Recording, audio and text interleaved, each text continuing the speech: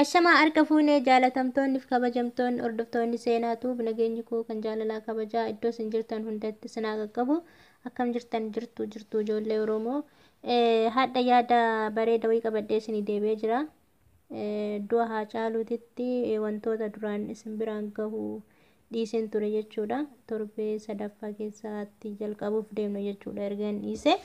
Ijoolleen baay'een keessan na gaafattanii karaa biyya keessanii yeroo galtan kan biyya kamiyyuu karaan banamee jira waan ta'eef keessattuu ijoollee Beerut keessa jirtan jechuudha.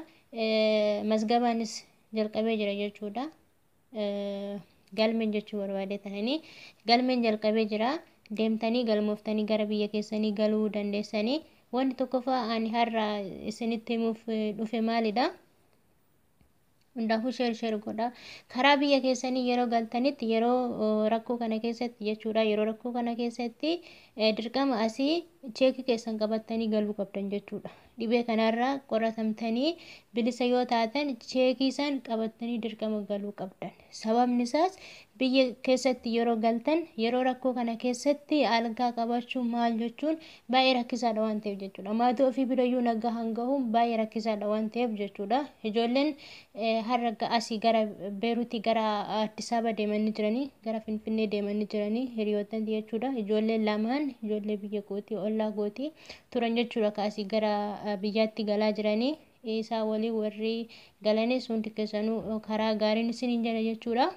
Isa irratti maal isiniin jechuu barbaade karaa biyyaa yeroo galtan yookiin guyyaa 7 jedhama yookiin ammoo cheekii dhibee sanirraa qoratamtanii firii taatan qabattanii galuudha wanni jedhamuuf guyyaa 7 hospitaala teessanii wanni jedhame irra gad bu'ee jira kan duraanii sanirraa waan ta'eef jechuudha. Guyyaa 7 sanii taa'urra dirqama hundi keessanuu biyya kam jirtan irratti Suudii haa ta'u, Kuwait haa ta'u, Dubaay haa ta'u, eessa haa ta'u garuu osoo akka kiyyaa jechuudha. Akka kiyyaatti cheekii san qabattanii hundi keessanuu sa'aatii 72 jechuudha. Isa qabattanii osoo gara biyyaa galtanii baay'ee barbaachisaadha jechuudha. Biyya keessa rakkoo jira, baay'ee rakkoo hamaatu jira. Daarektii yoo bilbiltan warra keessan gaafattan baay'ee waan nama guri namaattis iji namaattis hin argine baay'ee jira jechuudha. Namni gubataa jira, namni mana keessa gubataa jira. Keessattuu karaa Baalee Agaarfatti jechuudha. Warra kiyyaa bilbileetti kan isaan natti himanii. Agaarfatti namni hin gubataa jira. Mana keessa badeetti reenfa isaallee kan arganne jira yeroo kana keessatti.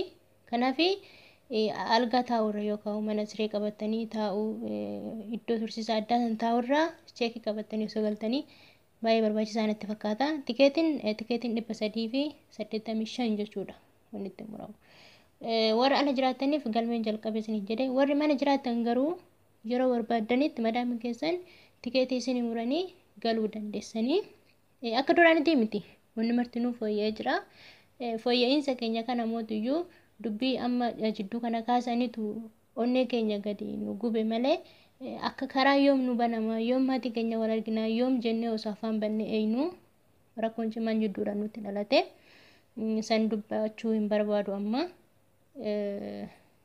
kan du'e Waaqayyo lubbuu amaaru qabeenyi kan jalaa gubate Rabbi obsa isaanii haa kennu hundaafuu jechuudha. Walumaa galatti akka walii galaatitti hundaafuu kan rakkatan rakkina keessaa haa baasu jechaatu wanni isinitti himuu barbaade hadha maalidha?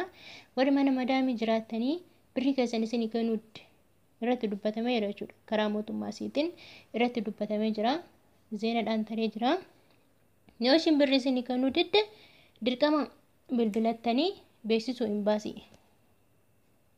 Lakkoofsa azzalan isinii kaahaa shuurii natti hin fakkaanne garuu lakkoofsa san irra deebi'ee dhaggeeffadhee tanaan azzalatti isinii barreessa jechuudha. Lakkoofsa saniin bilbilattanii beeksifachuudha. Madaamiin kiyyaa birrii naan kafalle. Dirqama sii kafaluu qabdi. Dirqama sii kafaluu qabdi. Yoo sii hin qabaanne ta'e mana si tursiisuu hin qabdu. Sii kafaltee katanaan dura irra jiru sii kafaltee dirqama tikeetii si guuttee gara biyyaa si galchitiidha. Akka duraanii achi asiin hin jiru. Inni sun hafee jira. Rabbiin haa galatamu. Kanaaf warri ala jiran tokkichi isaa seeraan ala bahee alatti argamuun hin ta'u jedhameetiin dubbatamee jira jechuudha. Warri ala jiru galaa jira gara biyyatti. warri mana madaami jiru immoo akka duraanii san asii achi darbamaati akkas ta'a oloofamaa gadoofamaa birii natsaa hojjetamaan hin jiru waan akkasii. Ishiin si kafaluu dennaan qaxxitaa imbaasitti bilbilattaa imbaasiin kan ishii ka duraan irra jiru irraa si fuusiseet qaxxitaa akka ishiin gara biyyaatti si deebistu si fuusisa.